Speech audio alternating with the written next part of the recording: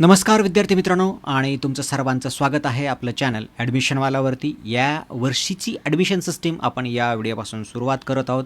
तर या व्हिडिओपासून आपण ॲडमिशन सिस्टीम संपेपर्यंत आपण ही ॲडमिशन प्रक्रिया, ही प्रवेश प्रक्रिया एक्सप्लेन करणार आहोत.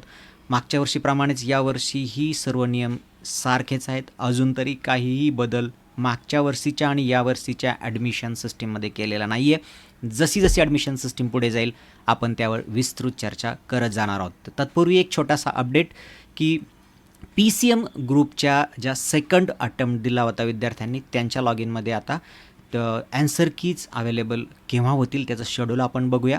आणि ऑब्जेक्शन ट्रॅकर जे सिस्टीम आहे तिचं शेड्यूल काय असणार आहे ते आपण या व्हिडिओमध्ये बघूया. छोटासा अपडेट, ही नोटीस आपल्याला आज दिलेली गेलेली आहे.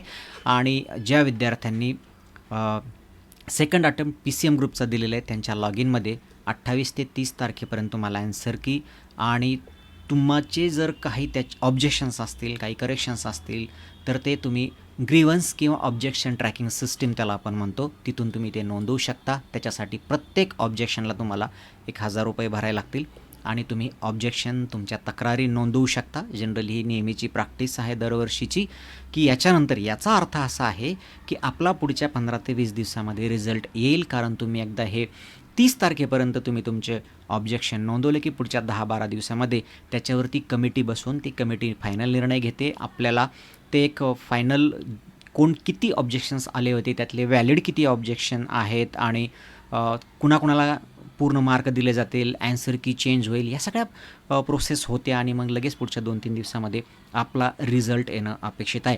जसा रिझल्ट येईल त्याच्यानंतर पुढच्या 2-3 दिवसामध्ये CT सेलकडनं आपल्याला नोटिफिकेशन येऊ शकेल. ॲडमिशन सिस्टीमचं पुढच्या ॲप्लिकेशन फॉर्म भरायला सुरुवात करतील. जनरली सुरुवातीला आपल्याला फक्त फायनल मेरिट लिस्टपर्यंतच शेड्यूल दिलं जातं आणि नंतर first round, second round, third round, fourth round हे कधी होणार ह्याचं नंतर शेड्यूल जनरली दिलं जातं. गेले 2-3 वर्ष हीच प्रॅक्टिस चालू आहे. जर काही बदल असेल याच्यामध्ये तर मी नक्कीच तुमच्यापर्यंत पोहोचवण्याचा प्रयत्न करेल. थांबूया छोट्याशा व्हिडिओमध्ये,